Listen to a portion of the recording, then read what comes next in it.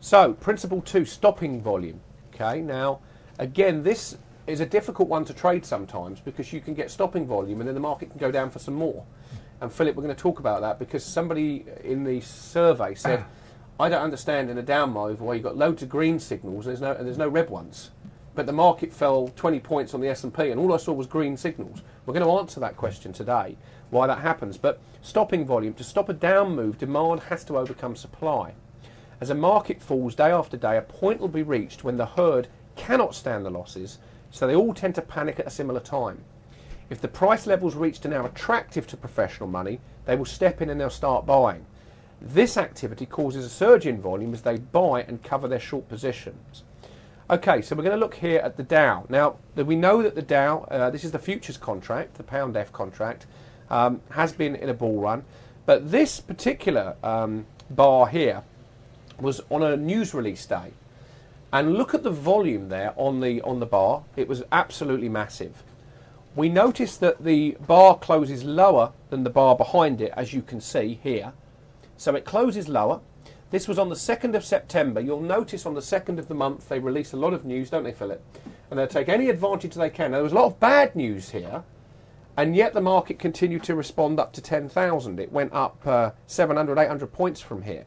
Now, what made that bar so interesting to me was not the bar itself, it was the next bar. Philip, can you just talk about that and why the next bar was really a strong indication that that was going to go up? Well, the previous bar, you've got ultra-high volume on a very narrow spread. More important, it's on a down bar. Just here? No, sorry, the next one, the one you've got highlighted there, the stopping volume. Oh, this one, yeah. Yes. Mm-hmm. Now, importantly, the next bar is up.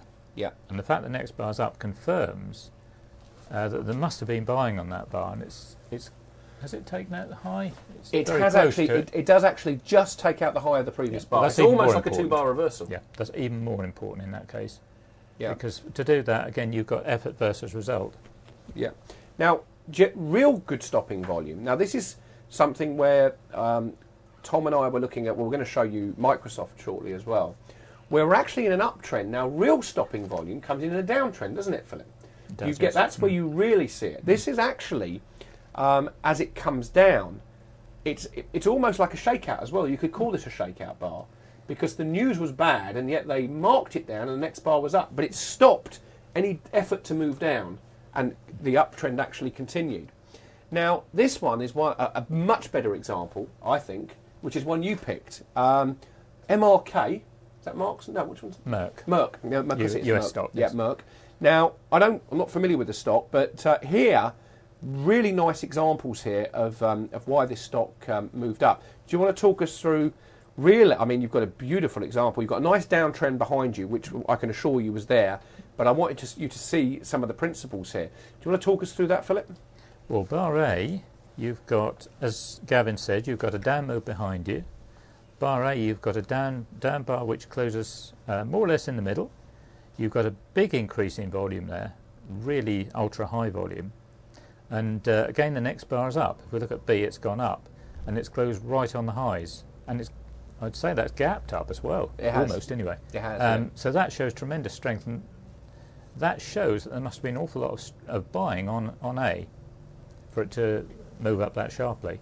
Mm-hmm. And when you get to C, you've come down, you've done a test. We haven't come right back down into the buying area of bar A, but obviously the market there is so strong that it hasn't needed to. And bar D, what a beautiful entry. That's a lovely entry, because by then you're into an uptrend. Yep. And bar D, you've got a lovely no supply bar there. It's a narrow spread. Volume is pretty low, and that's an excellent entry. It's and let me just be clear. Sorry, Philip. Just before I come back to you, we have made the reason after this we've made 3 higher lows. Yes. At least 3. That's what I've said at the beginning. Remember what I've just said there.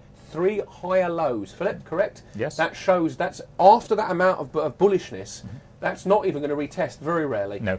That shows real strength. And bar D would be your entry after you see that. Okay. Now, where would you put a stop there, Philip? Now, again, I always like, after I see something like that and we push through it, I put my stop usually just above the bar where we've seen the stopping volume. I don't know where some people put it in the middle. on the close. It just depends what your risk reward is. Where would you put a stop there? Well, I think that's up to the individual person, how much risk they're prepared to take. Yeah. I think what you have to look at when you look at something like that, when you see that amount of volume coming in, it looks a really strong at that point. If you're going across to bar D and you've got nothing to the right of you, just imagine for a minute. If you look at that, you've got to think, well, you've got all that strength now behind you. This should be a really good up move from here. So you don't want to get stopped out. No. Because you'd miss all of that. Yeah. So what you'd have to do is calculate your risk reward. Yeah. Now, Morris asked a great question. He says, come on, now look at this. Why not enter on bar C? Morris, I'll repeat. We must make at least 3 higher lows on the bar. We didn't do that on bar C, but we did on bar D. Bar D you did, yes. I had 3 higher lows. Let me show you. Higher lows. I'm talking about the low of the bar. Okay, so there's your stopping volume. There's the first higher low made. There's the second one. There's the third one. Okay, here, because it's a down bar. And then finally, we come back down. The volume is lower than pretty much the other bars, and the next bar responds up. And I would probably have my sell order in around here. My buy order around here and be taken in. But that's the reason why you don't go in on the C, because you haven't. It could easily come and retest. And there's a lot of examples of what we're showing you where the market has got so much stopping volume, it just goes up. And I think the other thing is, once you've gone into your position on bar D and you've taken out the highs just to the left, you could then consider raising your stop. Yes, absolutely. So then you're cutting your risk right down. Yeah. Tom, this is a great example of stopping volume followed by an immediate test and then a no supply bar. And it did produce 3 signals right under it. I've taken the signals off for the purpose of the seminar. But just to say, this was almost the same entry that I took in New York, but on a smaller time frame. Yes, yeah. And I jumped in there, and you'll hear me say, this is a very high probability setup. Now, I was using the diamonds to confirm the trend. I had 3 of them behind me. But I said, look, I've got serious strength behind me. In fact, it was better than that. It was climactic. It was a lovely climactic bar behind me. There was strength behind you, but you couldn't go long because it was too early. That's exactly what happened. I had to wait. And Morris, that's why patience, just wait, as you'll see from the video. And then, what do you call it, Tom? Your bus will arrive, you tell me. Yes. Well, what I say is that you're looking for a VSA principle. You must fully understand it. And it's exactly the same as if you're at the bus stop. You're waiting for your bus to arrive with your number on it. You don't just dump on any bus just for sake of getting onto a bus. You wait until your bus comes along, which has a number on it. And that number, of course, is a VSA principle. And then you could be far more protected and far more safer, and you'd be far, far happier, I can assure you. Wait for the setup to arrive. And if you're very comfortable with the VSA principle of bag holding or indeed stopping volume like this, and you feel comfortable in your trading to put a trade on, all I'd say to you is this: if you usually trade 10 contracts or whatever your market you're trading, trade a lot less and then pyramid in as the market moves in your favour. So maybe go in with 1 contract, see what happens. If it makes sense and it's going up, add another contract and start pyramiding, and that's a separate thing. Gavin, how long have I been Tom's understudy? 7.5 years now?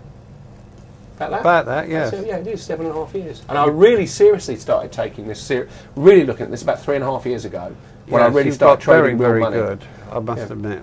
Well, this, most of you know I'm an ex-police officer. That was the start of my career, and then I started my own business. But I knew absolutely nothing about the markets. I mean, I was a little bit fortunate. Philip had already spent a lot of money going through all the rubbish out there, and I didn't even know. If you said to me what was a bar, price, but I'd say, it's where you go and get a drink. I knew nothing. You had an advantage. I had an advantage, and I really, truly did have an advantage. And then when Tom began to sit with me, and do you remember I came that first time to see you, and I had the books on technical analysis. I brought 2 books in with me. I said, "Oh, Tom, look, I'm preparing. I've got the candlestick book, and he picked up the book, threw them in the bin." Says, "You don't need any of that. You only need to understand 2 things to make money in the market. You've got to read volume, and you've got to understand.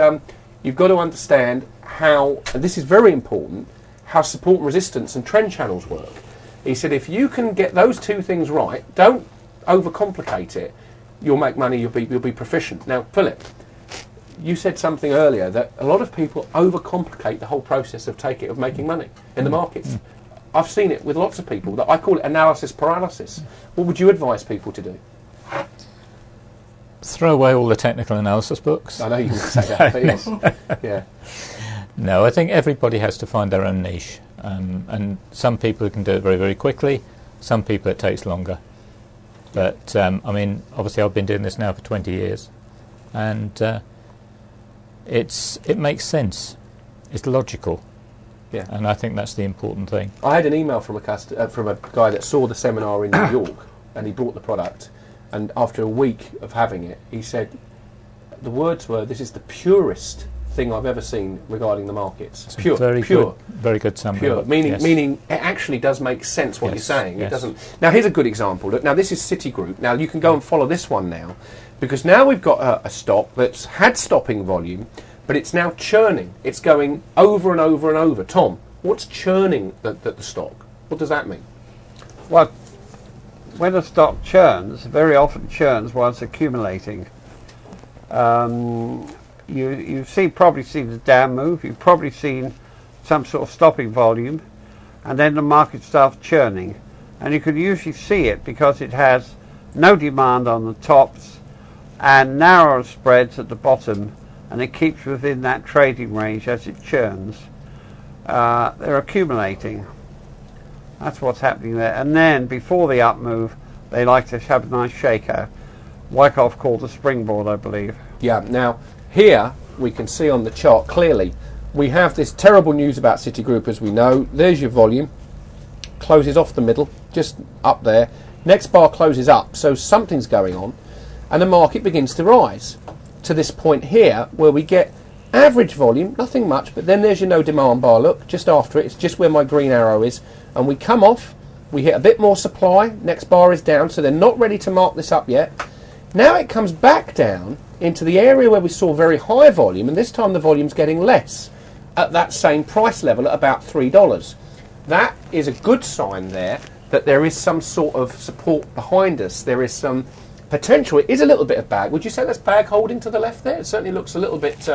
it's a gap down bar. It looks a little bit like it, yes. Yeah, it certainly would meet that criteria. Because this is a US stock, isn't it? I'm just wondering, looking at bar B, whether the volume on that bar B has actually been withheld at all. Well, I don't know how the US market works. If it was London, I would say that's almost certainly been withheld. Do you want to explain a little bit what you mean? Because I know you've traded these markets for 20 years, and I know that you say that sometimes you see volume doesn't make sense on one day, but if you put 2 days together, it makes total sense. So you're saying that exchange in effect could withhold the information or the volume, because they know if anyone can read it, it could give them a benefit. Well, they do it in London, I know, because they admit it. There's rules that if it's all decided according to what we call normal market size, which is the number of shares which the market makers actually have to deal in and guarantee the prices they'll deal in. Mm-hmm. Anything over and above that, they don't have to meet the prices which they quote. Mm-hmm. Now, if people want to deal in large amounts, the market makers don't want everybody else to know that, for example, they've got a large sell order they have to put onto their books. Mm-hmm. So what they do is they take the market order on and they do it in pieces, but they don't have to release the volume onto the market until I think it's something like 36 hours or a couple of days, depending upon the size and amount involved. Philip, that sounds like skullduggery. Well, it is. It is. Tom, you said that's almost criminal. Well, it is, and you've got to pay for it. Pay for the information. I'm afraid it is. Welcome to the stock market. We need to buy a dog, Philip. Call it upthrust. But no, I think that's true. I mean, that is verifiable, what you're saying there. Now, I can't speak for the US market, so I know that they don't release the volume information for the next day. But I have seen some very unusual volume on the gold markets. Things didn't make sense there. We clearly had an end of a rising market, and it was broken into what looked like 2 bars. But regardless of that, we have to trade where we see high probability setups. So we have to trade where we have high probability setups. That's very important. So here, what do we do? In fact, let me go back to this bar here.